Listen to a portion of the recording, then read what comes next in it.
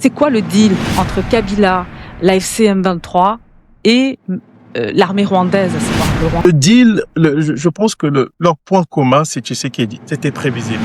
À partir du moment où le gouvernement de Kinshasa s'est lancé dans la traque de Kabila, de ses proches, on a harcelé ses proches, on a saisi ses biens, il était, de mon point de vue, tout à fait certain que Kabila allait se jeter dans les bras du monde.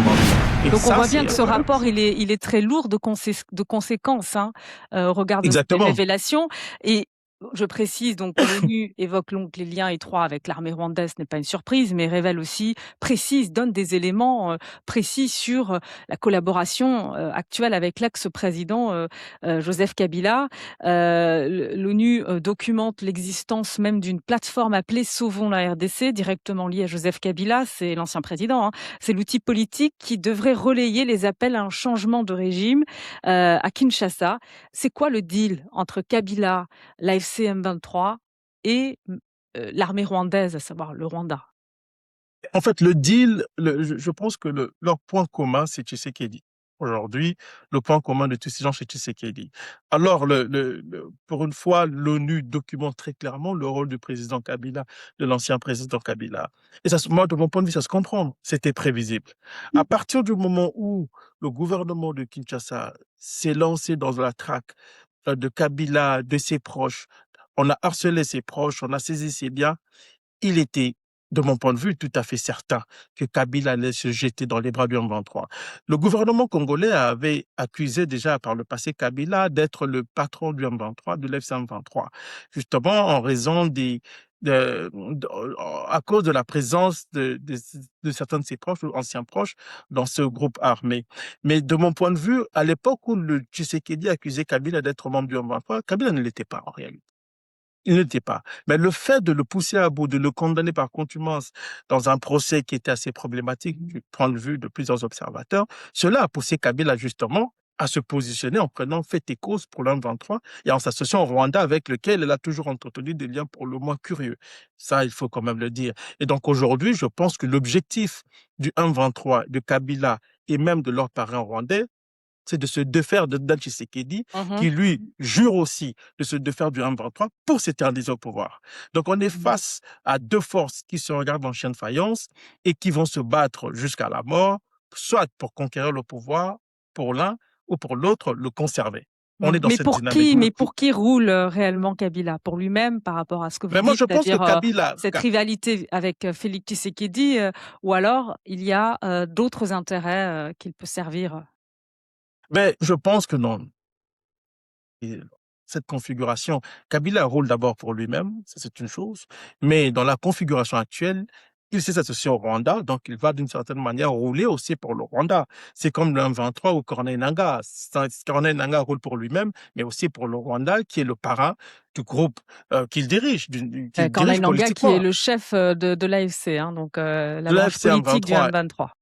Exactement. Donc en fait, chacun joue sa partition en fonction de ses intérêts, mais en prenant en compte les réalités du terrain. Et donc le M23 dépend du Rwanda. Sans le Rwanda, le Et M23 n'est d'ailleurs, rien. Corneille Nangaa est réputé pour ses sorties, hein, Exactement. fracassantes, puisqu'il a souvent, déclaré qu'il allait, marcher sur Kinshasa, en tout cas. Exactement. Et donc, je pense que là, aujourd'hui, chacun, en fait, de mon point de vue, chacun roule pour ses intérêts, mais en prenant en compte la configuration et les réalités du terrain. Donc, Mmh. là, on va traiter avec le Rwanda, parce que c'est le Rwanda le parent de tout ça, même si on a des omissions personnelles à attendre. Alors, selon les informations toujours du groupe d'experts, hein, qui a publié ce rapport, un remaniement même de l'AFC M23 serait envisagé, incluant un potentiel changement de nom même pour le mouvement.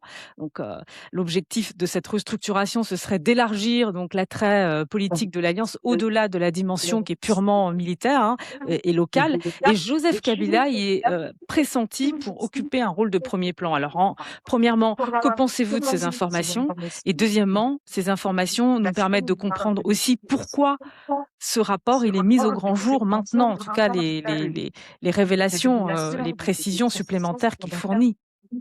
Eh bien, déjà, la chose la plus importante de mon point de vue, c'est que ce rapport vient confirmer ce que je dis déjà depuis plusieurs mois, c'est que on voit bien que Joseph Kabila n'a jamais été le véritable patron de l'F-23 à ses débuts.